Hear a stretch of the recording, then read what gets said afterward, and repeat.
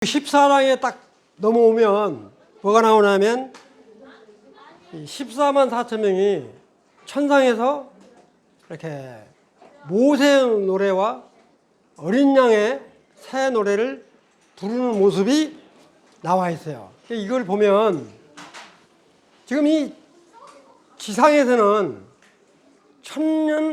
지상에서는 환란이 이렇게 극심하게 일어나는데도 불구하고 천상에서는 뭐가 이루어진다고 그랬어요?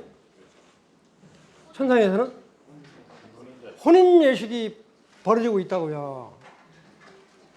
그 다음 믿으시죠? 그런데 지금 아직 7평이 끝나기 전에 천상에서 14만 4천 명이 이렇게 찬양하는 노래가 있는데 바로 새 어린 양의 노래와 모세의 노래를 지금 부리고 있는 거예요. 그러니까 이 지상에서는 지금 아주 환란이 아주 심해가지고 뭐 무지무지게 막 쓰러져 죽는데 천상에서는 야같이 찬송을 부르고 기뻐하는 그런 모습을 우리가 연상해서 볼 수가 있습니다. 그러니까 이 지상하고 천상하고는 하늘과 땅 차이라고 해요. 무슨 말인지 이해되시죠? 그런 모습이 14장에 쭉 언급이 되어 있는데 놀라운 말이 또 있어요. 이렇게 천상을 부르는데 천상에서는 이런 찬양을 부르고 있는데 14장 말미에 갔더니 무시무시한 재앙이 쏟아져 내리는 거죠. 자, 그거 넘겨봅시다. 14장 8절에 보면 뭐라고 나오냐면 다른 천사가 뒤따르며 이르되 저 큰 도시 바벨론이 무너졌도다. 이는 그녀가 모든 민족들로 하여금 자기의 음행으로 인한 진노의 포도즙을 마시게 하였기 때문이더라. 이 큰 성 바벨론이 지금 멸망하는 모습이 나오는데 아까 바벨론 멸망하는 모습이 나오죠. 여러분 이걸 아셔야 돼. 바벨론 문화는 어디서부터 시작이 됐나 하면은 창세기 6장에 보면 하늘의 천사하고 이 땅에 있는 여자들하고 결합을 해서 하나님의 아들들이라고 나오잖아요. 천사들이라고요. 천사들이 결혼을 해야 돼요? 안 해야 돼요?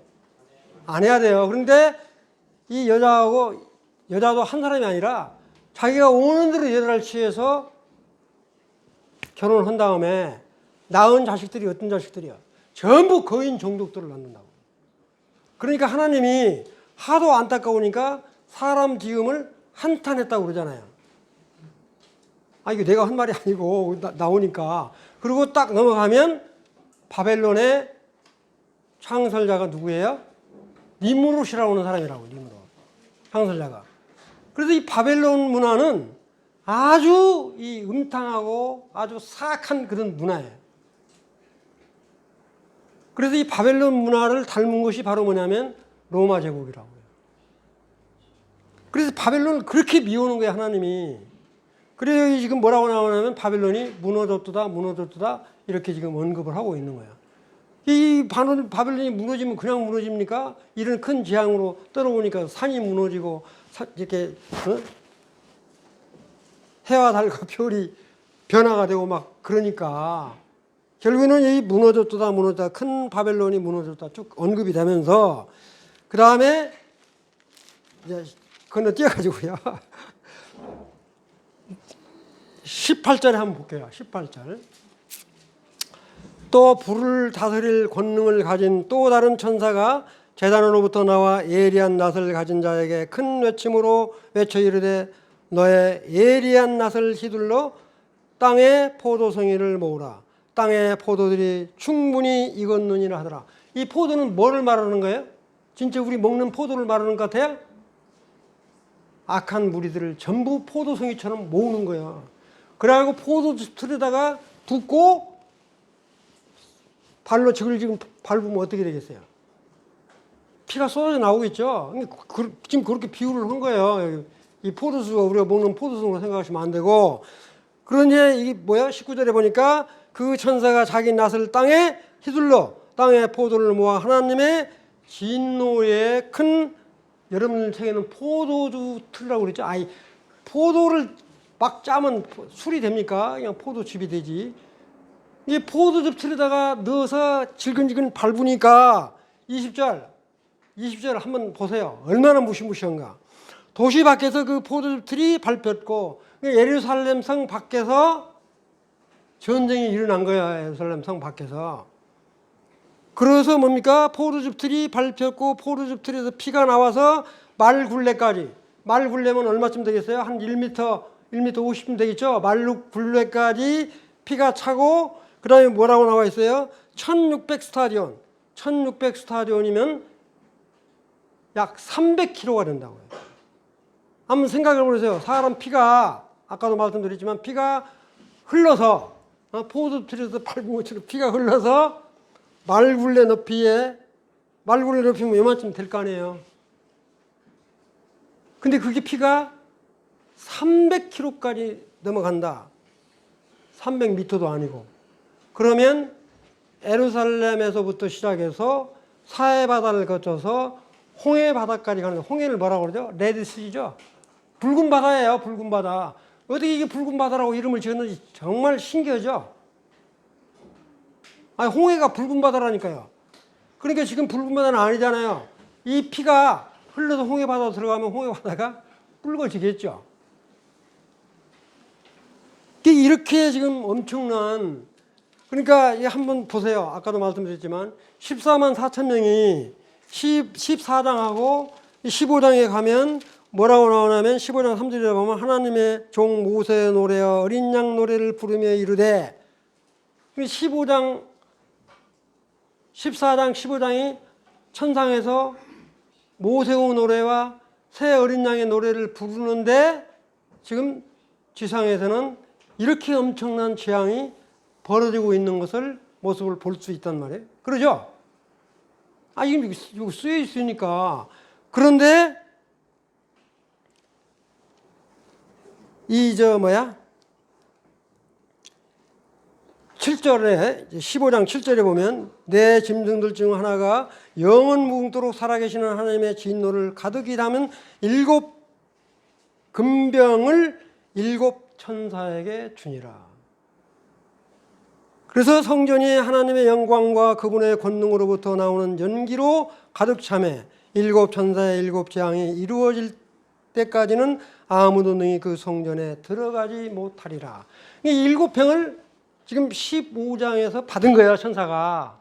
그러고 나서 16장 1절에 2절에 딱 갔더니 첫째 천사가 자기 대접, 자기 병을 땅에 쏟아 부음에 짐승의 표를 가진 사람들과, 짐승의 표를 가진 사람은 666표를 받은 사람이죠. 666표를 받은 사람은 다 죽임 당하는 거예요. 그 형상의 경배한 자들에게 왁지가 나며 몹시 아픈 헌대가 생기더라. 아주 악성 종기가 난다라고 분별하는 사람도 있고요. 이건 문둥병에 걸린 사람으로 보는 경우도 있어요. 이 문둥병이 났다, 악성 종기가 왔다, 이런 씹을 필요 없는데 그렇게 무시무시한 재앙이 이 땅에서 벌어지고 있다라고 하는 것을 말하는데, 여기 7병, 7대접, 첫 7대접은 아주 3년 후 3년 반 막판에 아주 이르는 거예요. 이때 이 7병 재앙은 왕창 쏟아지는 거예요. 하나 떨어지고 한참에서 떨어지고 가요. 얼마나 무시무시하겠어요, 이런 재앙이 떨어지면.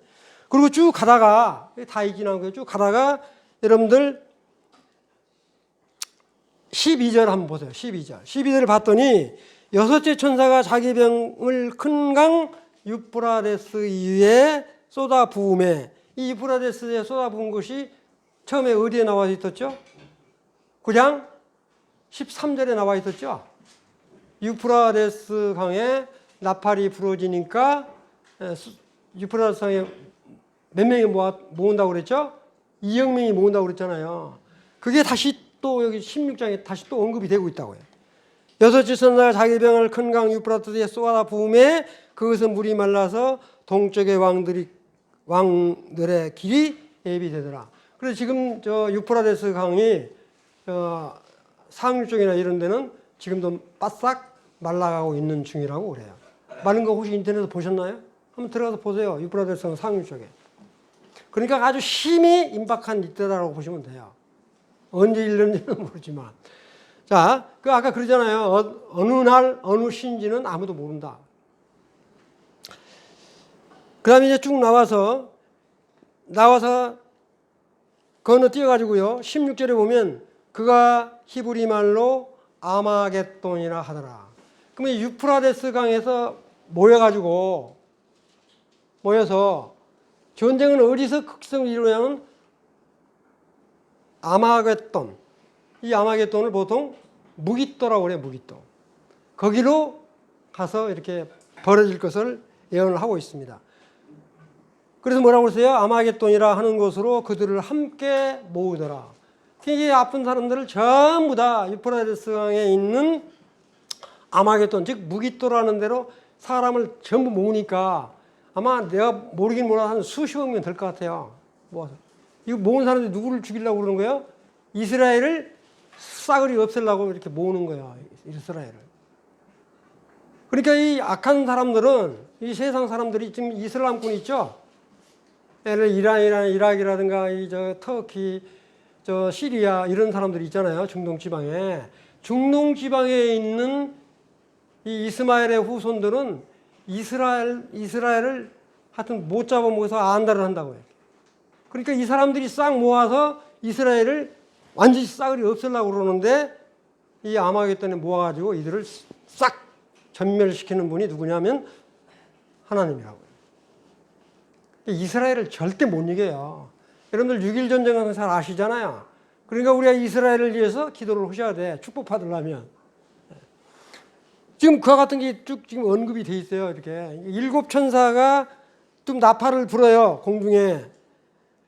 17절 보면 7째 천사가 자기 병을 공중에 쏟아부음에 큰 음성이 하늘의 성전에서 왕자로부터 나서 이르되 다 이루어졌도다 하더라. 7병이 다 부어지면 재앙은 끝나죠. 7병이 다 부어지면 재앙은 끝난 거예요. 재앙은 끝난 건데 17장, 18장이 남아 있어요. 그러죠? 이 17장, 18장은 이와 같은 재앙에 의해서 멸망당하는 것을 다시 한번 언급을 하고 있어요. 그게 이제 보시라고요. 자, 그런데 19절에 보면 16장 19절에 보면 큰 도시가 새 조각으로 갈라지고 민족들의 도시들로 무너지며 또 큰 바벨론의 하나님 앞에서 기억되어 그분께 그녀에게 자신의 명렬한 진노의 포도즙 잔을 주시니라. 또 바벨론이 또 나오죠. 14장에서 바벨론이 무너졌는데 또다시 이 7병이 쏟아져 부으니까 완전히 바벨론이 지금 무너진 것을 의미를 하는데 넘겨서 18장에 보면 이 큰 음녀 바벨론이 멸망하는 과정을 아주 자세하게 언급을 하고 있어요. 그 다음에 이제 17장은, 자, 17장 1절을 제가 한번 읽어볼게요. 한번 보세요. 7병을 가진 7 천사 중에 하나가 와서 나 이야기하며 내게 이르되 이리로 올라오라. 많은 물들의 큰 음녀가 받을 심판을 내가 내게 보여주리라. 이 큰 음녀는 바벨론을 이야기하는 거예요. 그래서 쭉 나와서 보면 여기에 어떤 게 나오냐면 어제 제가 그 보여드렸는데 10절에 보면 7왕이 있고 7왕이 있고 그 다음에 10절에 7개요. 7왕이 있는데 5은 망하였고 이렇게 5은 망한 사람은 누구누구라고 했냐면 아수르를 바벨론이 멸망시키고 바벨론을 헬라를 멸망시키는 예를 들어서 로마 이렇게 해서 5 나라가 없어진 것을 어저께 내가 말씀드렸죠. 표로 보고 시간 없으니까 다시 보여드리진 않겠는데 그 다음에 7왕은 어저께 말씀드렸어요. 그런 역사적인 사실들을 지금 언급을 하고 있고요. 그 다음에 내가 본 열불 열왕이다. 이거는 옛날에는 유럽 연합을 말을 했는데 지금 유럽 연합 국가가 약 한 27개 국가가 돼요. 그러니까 이 유럽이 하여튼 문제는 문제예요. 이 유럽 그 국가는 우리 주 예수 그리스도를 믿는 나라가 별로 없어요. 영국이 그렇게 우리 주 예수 그리스도를 믿었던 나라인데 지금은 이슬람권이 장악을 해가지고 믿는 사람이 별로 없어요. 독일도 마찬가지고요. 정말 그래서 이 마지막이 가까운 때라 이렇게 말씀드렸는데 그래서 그런 건 이제 참고로 하시고요. 그 다음에 딱 건너뛰면 16절에가 나와 있는 이 말이 참 무서운 말이에요. 자, 16절. 내가 본 열불 곧 짐승 위에 있는 이것들이 그 음녀를 미워하여 큰 바벨론 황폐하게 하고 벌거벗게 하여 그녀의 살을 먹고 그녀를 불로 태우리라. 17절. 하나님께서 자신의 뜻을 이루려는 것을 그들의 마음에 주사 동하게 하시고 하나님의 말씀들이 이루어질 때까지 그들의 왕국을 그 짐승에게 주게 하였느니라. 또 내가 본 그 여자는 땅에 왕들의 군림하는 저 큰 도시더라. 결국에는 뭐냐면 아까 바다에서 올라오는 그리스도는 적그리스도라고 그랬죠? 땅에서 올라오는 적그리스도는 거짓 대언자라고 그랬잖아요.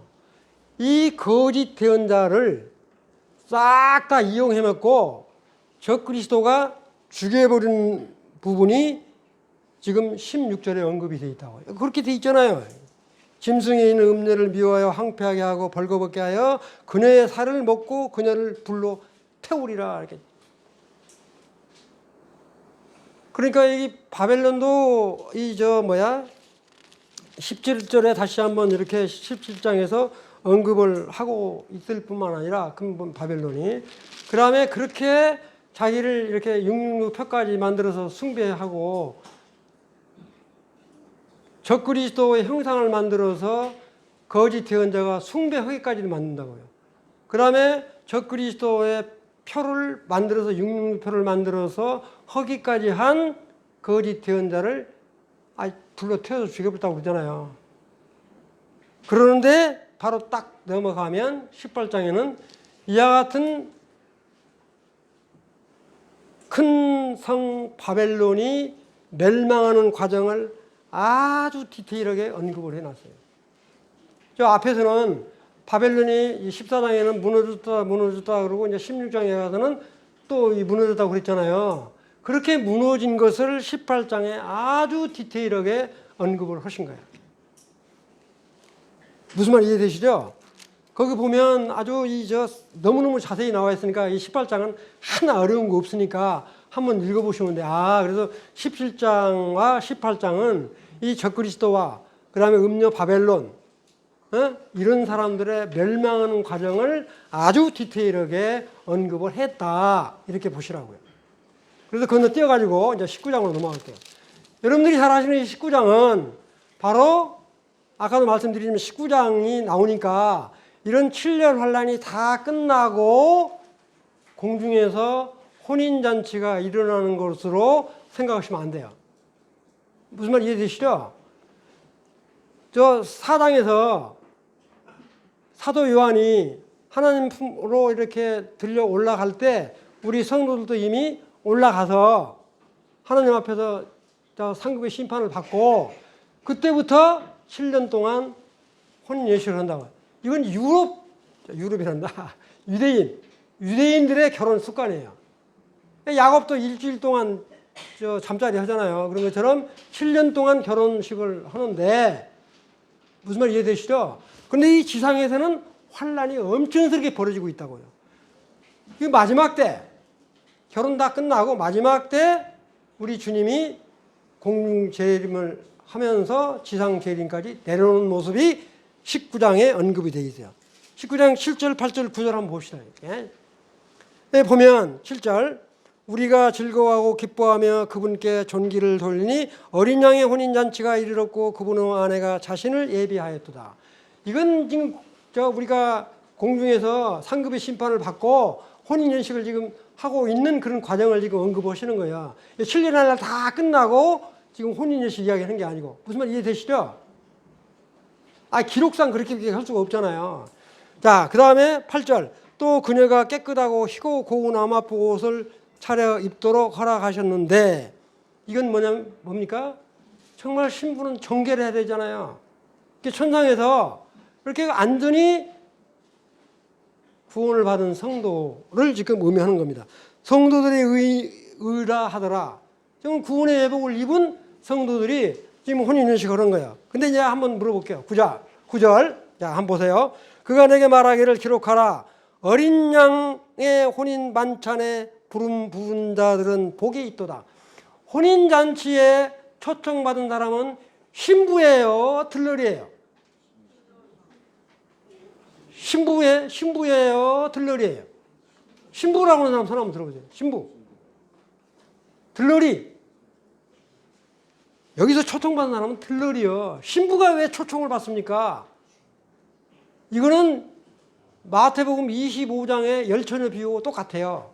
열처녀 비유가 어때요? 5사람은 기름이 잔뜩 있으니까 혼인여식에 들어가지만 5사람은 기름이 없으니까 못 들어가잖아요.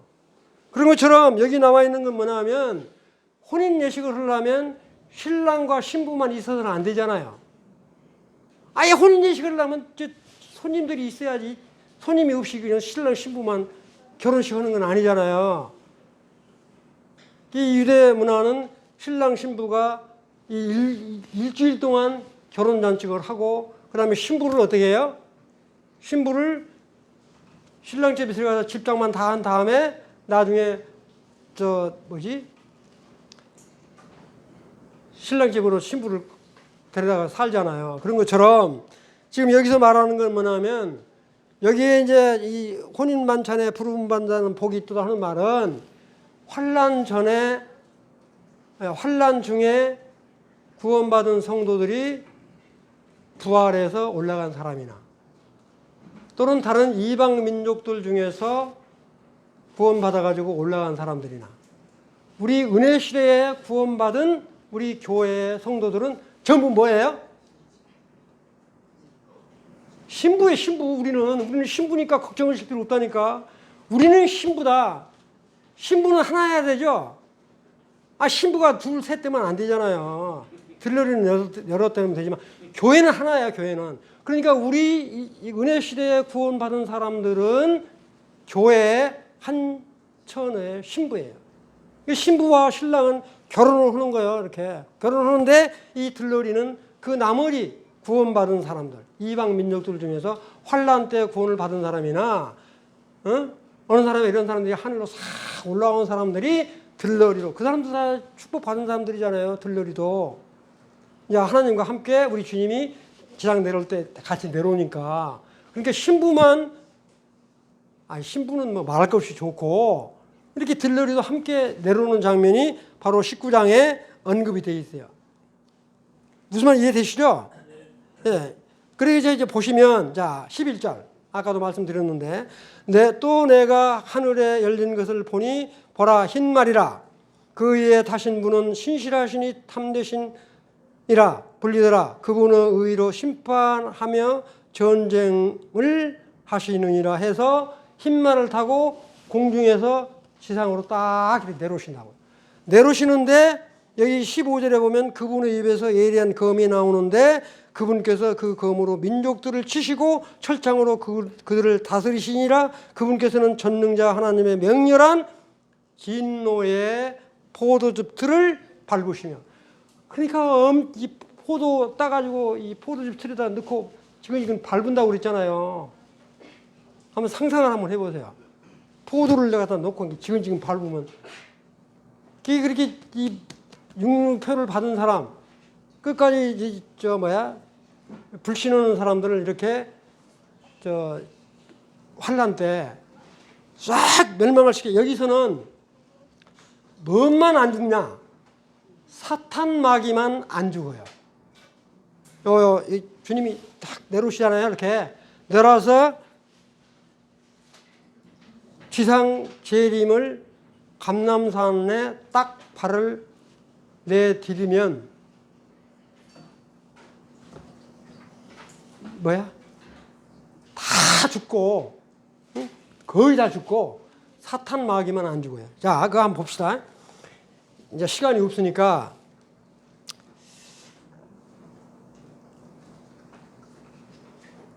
20절에 보면요.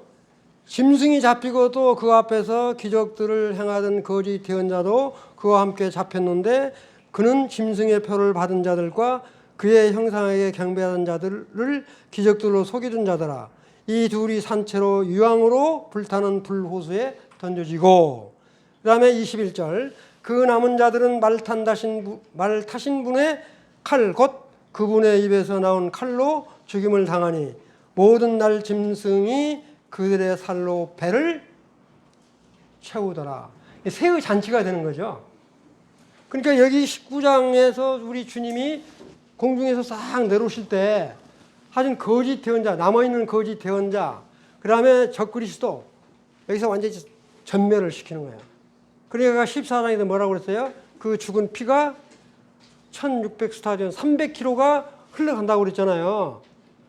말굴레 높이로. 무슨 말 이해되시죠?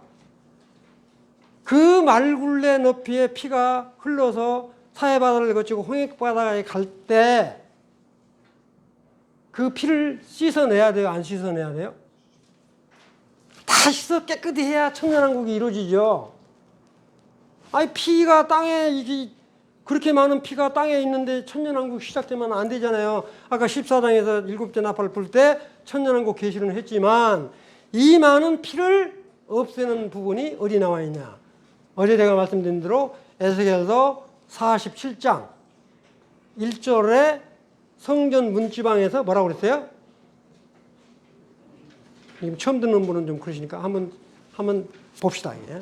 아, 요거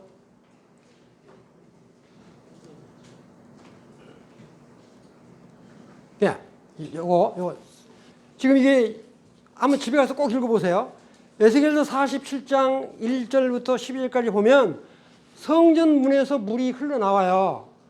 성전 문에서 물이 흘러나오는데 여기 보면 500m 정도 가면 요 무릎에 요 발목에 찼고, 그 다음에 500m 더 1000m쯤 가면 요 무릎에 찼고, 그 다음에 1500m쯤 가면 허리에 찼고, 그 다음에 2000m쯤 가면 목 부분까지 찼으니까 헤엄을 쳐야 걸어 다니잖아요. 이거는 지난번에도 말씀드렸지만 이 천년왕국 성전물에 나오는 거는 그냥 물이에요. 생명수가 아니라.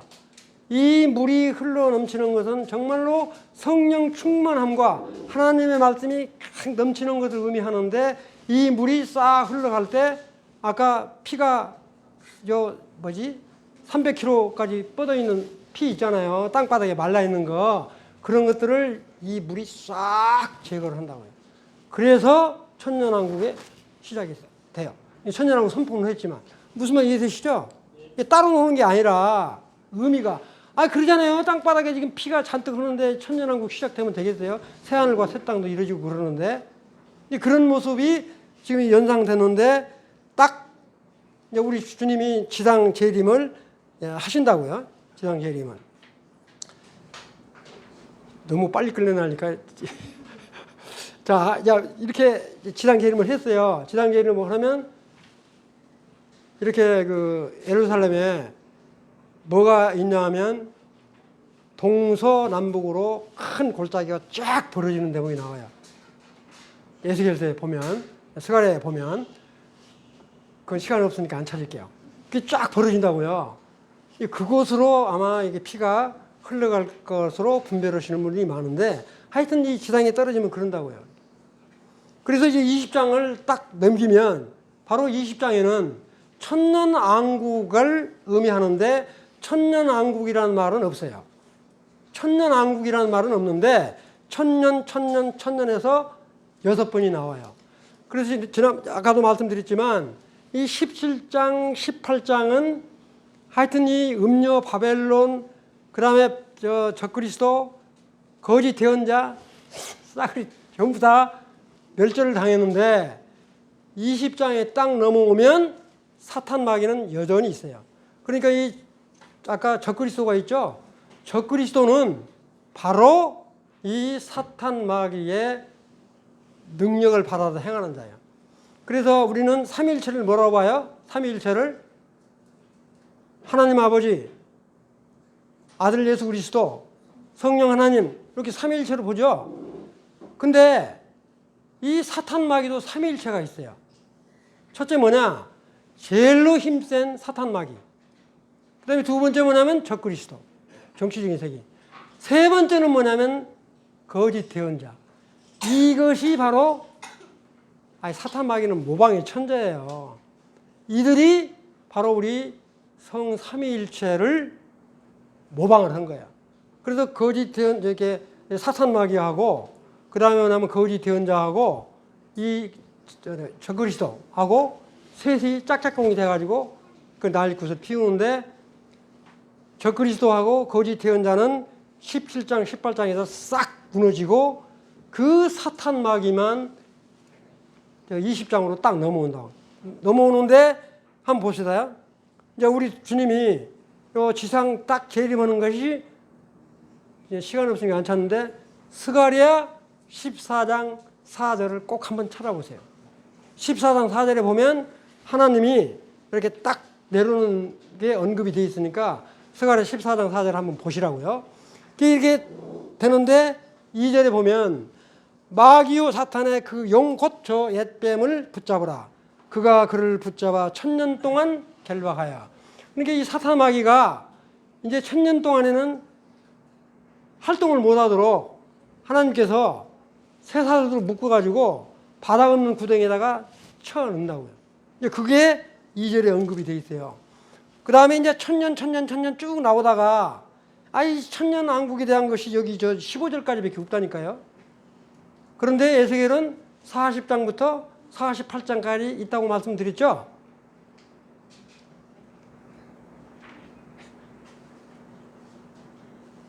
그런데 이 사탄 마귀가 언제 풀려나나 하면 한번 보세요. 그 1000년이 7절 보면 그 1000년이 다 참에 사탄이 자기 감옥에서 풀려나고, 그러니까 1000년이 다 차면 이 무적행에다 갇혔던 사탄 마귀를 풀려나게 한다고요, 하나님께서. 그런데 바로 그 다음이 뭐라고 해요? 나가서 땅의 사방에 있는 민족들 곧 곡과 마곡을 속이며 그들과 함께 모아 전쟁을 하게 할 터인데 나오죠. 그래서 말씀드린 대로 천년왕국은 누가 들어간다고 그랬죠? 천년왕국에 들어가는 사람. 천년왕국에 들어가는 사람은 7년 환란 때 믿은 성도가 천년왕국에 들어간다고 그랬어요. 우리는 천년왕국에 들어가는 게 아니라 이미 하늘로 올라가가지고 우리 주님과 함께 지상 재림을 해서 지금 다스리는 거예요, 그냥. 무슨 말 이해되시죠? 이와 같이 천년왕국에 들어온 사람 중에서 아들, 딸을 낳고 살아요. 천년왕국 때. 아들, 딸 낳고 사는데 이 아들, 딸 중에서 부모님 따라서 잘 믿는 사람도 있는가 하면 끝까지 주님을 안 믿는 사람이 있다고요. 이 안 믿는 사람이 바로 이 풀려난 사탄 마귀하고 결합을 해서 하나님을 대적하니까 바로 뭐냐면 곡과 마곡의 전쟁이 일어나는데, 이 곡과 마곡의 전쟁은 에스겔서 38장 39절에 있는 곡과 마곡의 전쟁, 말만 같지 시대 차이는 엄청 크다. 무슨 말이 이해되시죠? 지금으로 따지면 3000년 차이가 있는 거예요. 그렇게 쭉 나오면서 그 다음에 뭐냐면 여러분들 잘 아시는 이제 백보자 심판이 일어난다고요. 백보자 심판. 다시 한번 말씀드릴게요. 백보자 심판은 어떤 사람이 백보자 심판을 받냐? 자, 한번 보세요. 자, 6절 한번 보세요. 6절. 6절은 아주 중요한 부분인데, 5절부터 읽을게요. 그 나머지 죽은 자들은 그 1000년이 끝날 때까지 다시 살지 못하더라. 그 나머지 죽은 자들은 그 1000년이 끝날 때까지 다시 살지 못하더라. 이게 누구를 말하냐면 불신자들. 불신자들은 첫째 부활에 참여를 못하고 그냥 있는 거예요. 6절. 첫째 부활에 참여하는 자는 뭐라고요? 복이 있도다. 첫째 부활. 첫째 부활에 참여하는 사람은 잘 들으세요. 첫째 부활에 참여하는 사람은 예수 그리스도가 태어나면서부터 7년 환란이 끝날 때까지 믿고 죽은 사람이 있죠. 아니, 성도 중에서 죽은 사람이 많잖아요. 믿고 죽은 사람들이 부활하는 것은 전부 첫째 부활이에요.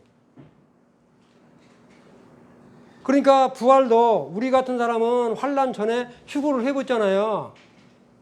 휴거했죠? 그 다음에 그 신약 성도들 중에서 먼저 일어난다고 그랬잖아요. 신약 성도 중에서. 그래서 신약 성도는 죽은 사람이 먼저 일어나고 그 다음에 우리가 들려 올라간다고 그랬으니까 신약 성도는 먼저 다 들려 올라갔고 환란 성도들 있을 수 있잖아요. 환란 성도들도 죽어서 언제인지는 모르지만 주님이 내려오기 전에 부활해서 올라갔다고요. 아까 14만 4천 명보다 그 많은 무리수가 찬양하는 모습이 나오잖아요. 이 사람들은 전부 부활의 시점은 다르지만 첫째 부활에 해당되는 사람이다. 무슨 말 이해되시죠?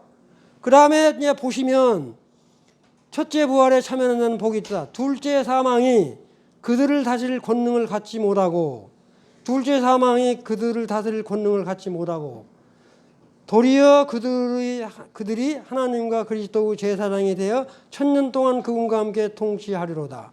둘째 사망은 뭐냐?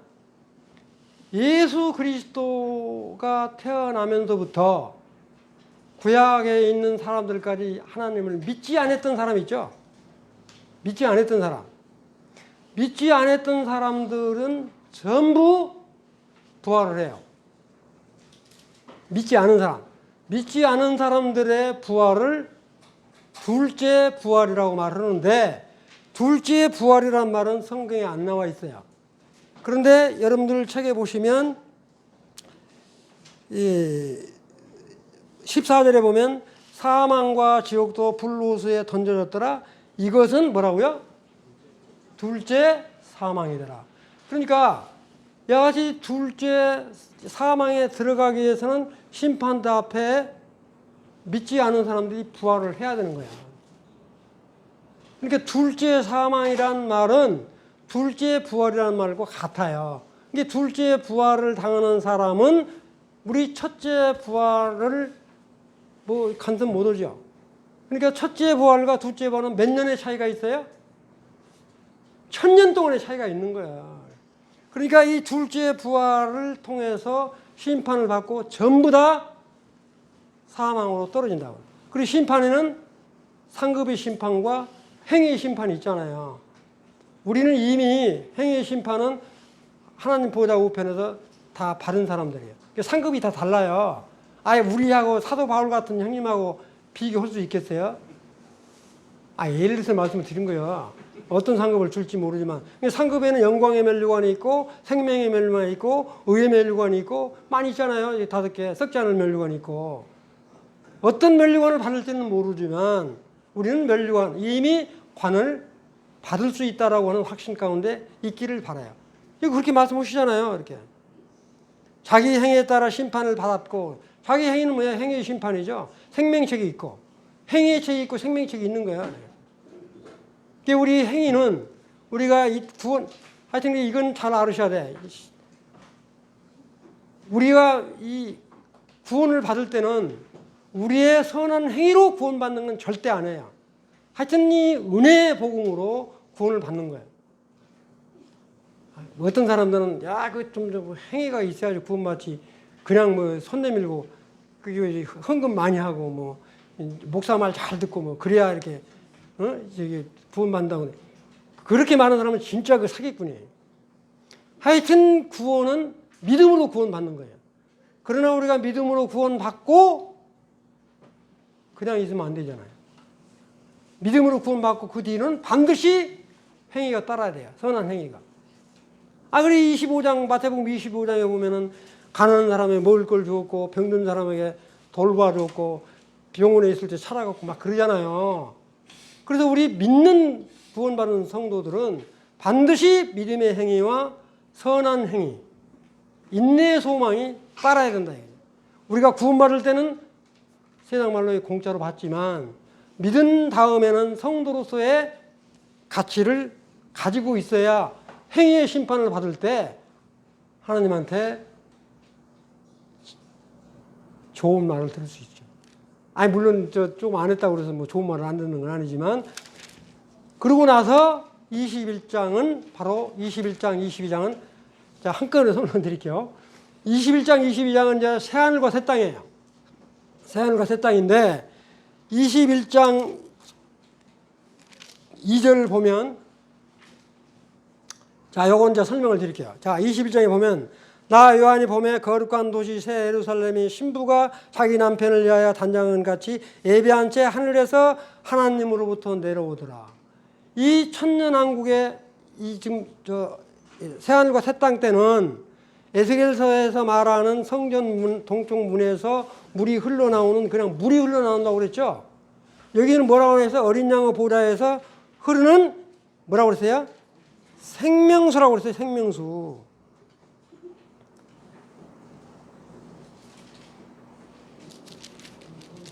아니, 잘못 봤다. 22장 1절.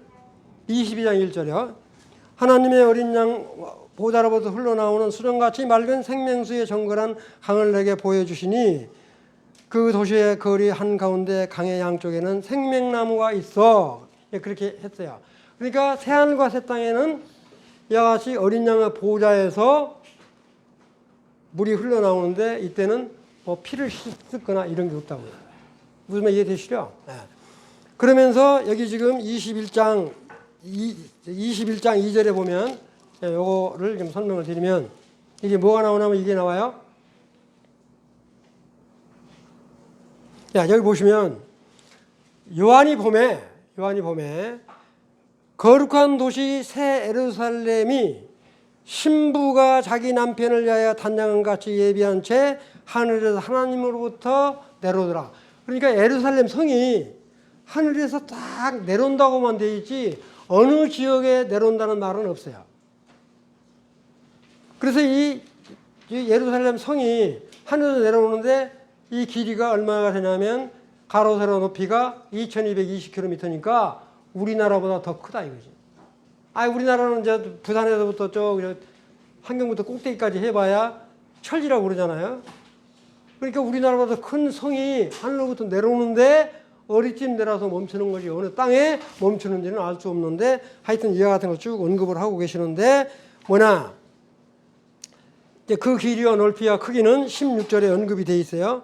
그 다음에 쭉 언급이 되어 있는데 여기서 중요한 부분이 한 군데 있어요. 뭐냐 22절 내가 그 안에서 성전을 보지 못하였으니 이는 주 하나님의 전능자와 어린 양께서 그 도시 성전이시기 때문이라.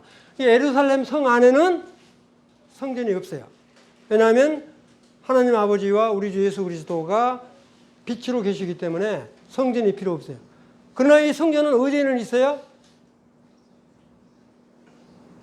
새 예루살렘 성에도 는 없지만 어디에는 있어요?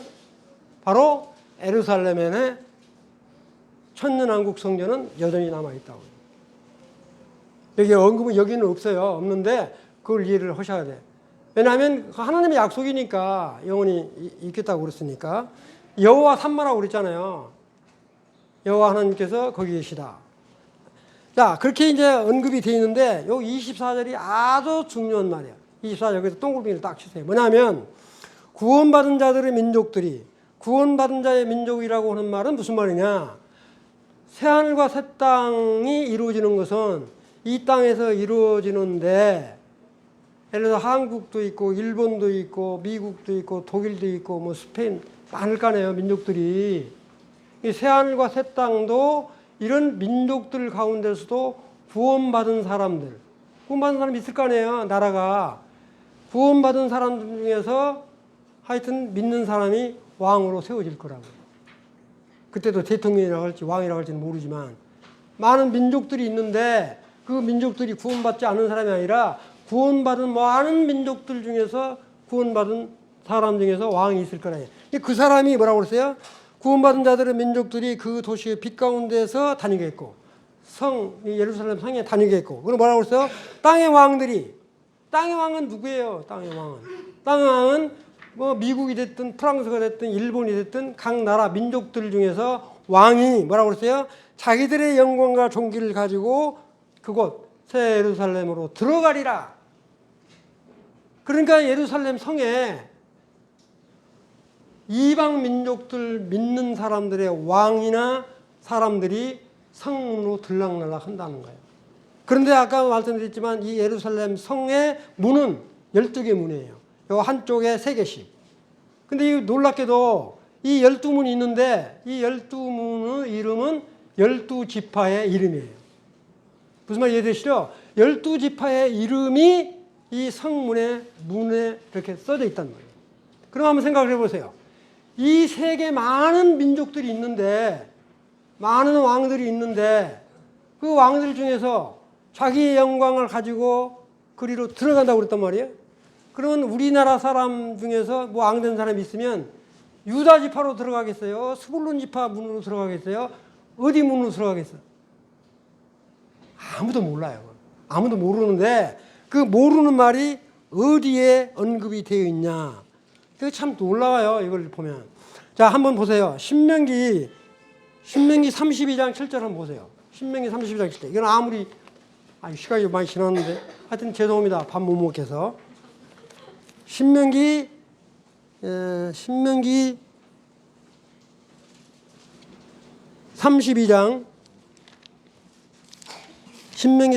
7절에 보시면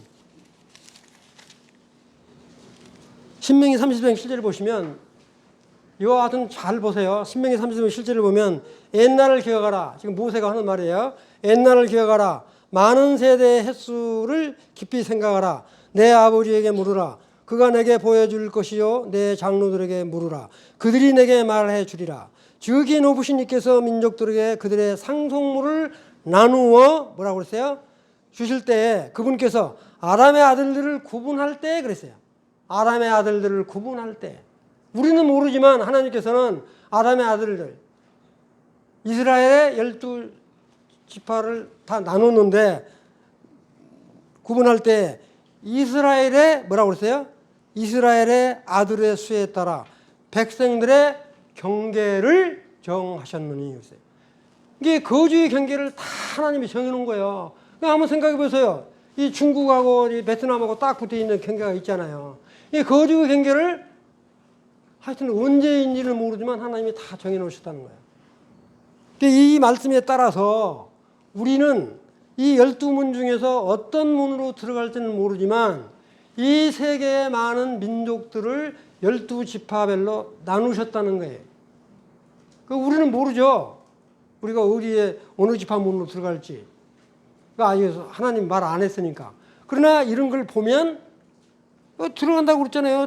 자기 영광을 가지고 종기를 가지고 그곳 들어가리라. 거기에는 밤이 없을 터이므로 낮에 그 도시 문들을 결코 닫지 아니하리라. 그러니까 이게 우리는 이와 같이 문 속으로 들락날락 할 필요 없어요. 이미 새 예루살렘 성에 주님과 함께 거하니까. 주님과 함께 있다는 거 확실히 믿으세요? 대답 안 하는 거 보니까 긴가민가 하시는 것 같은데. 확실히 믿으셔야 돼. 그런 소망을 갖고 살아야 되니까. 그런 것들이 쭉 이렇게 언급이 되어 있어요. 새 예루살렘 성에 대해서. 새 예루살렘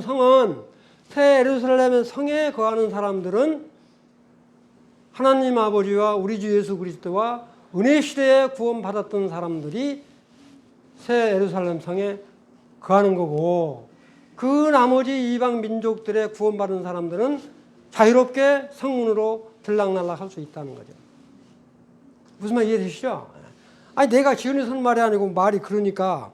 그 다음에 이제 27절에 보면은 뭐라고 나와 있어요? 어린 양의 생명책에 기록된 일만 들어가리라. 이미 어린 양의 생명책에 기록된 일만 들어간다라고 되어 있으니까 다시 한번 구원의 확신을 갖고 살으라고 지금 말씀하시는 거예요. 그 다음에 이제 22장이 딱 넘어가면서 아까도 말씀드렸지만 성전 이 보좌 문지방에서 물이 나오는 것을 지금 언급을 하고 있는데, 계시록은 천년왕국과 새하늘과 새 땅은 22장 5절에서 마감이에요. 22장 5절에서 새하늘과 새 땅에 대한 것은 끝이 나는 거예요. 무슨 말인지 이해되시죠? 구조가 그렇게 돼 있어요. 그래서 5절에 보면 거기에는 밤이 없겠고 등잔불이나 햇빛이 그들에게 필요 없으니 이는 주 하나님께서 그들에게 빛을 주시기 때문이라. 그들이 영원 무궁토록 통치하리로다. 우리는 영원 무궁토록 통치하는 거야. 그러니까 어떻게 천체 변화를 일으켜가지고 저 별에도 사람이 살 수 있을는지 모르지만 거기 가서 우리가 이게 왕노릇 할지 모르잖아요. 뭐 사람이 있어야 왕노릇 하지. 새 예루살렘 성에서 사람 얼마나 된다고 왕노릇 하겠어요? 무슨 말 이해되시죠? 우리가 어떤 민족으로 가서 왕노릇 할지는 모르지만 하나님께서 분명히 왕노릇 한다고 그랬으니까 그 기대를 갖고 살아야죠. 그렇게 하면서 이제 저 6절부터 21절까지는 이제 마지막으로 모든 사람들에게 경고를 주는 메시지입니다. 근데 이제 혹자는 또 이런 사람이 있어요. 22장에 16절에 22장 16절에 보면 뭐가 나오냐면 이런 말이 있어요.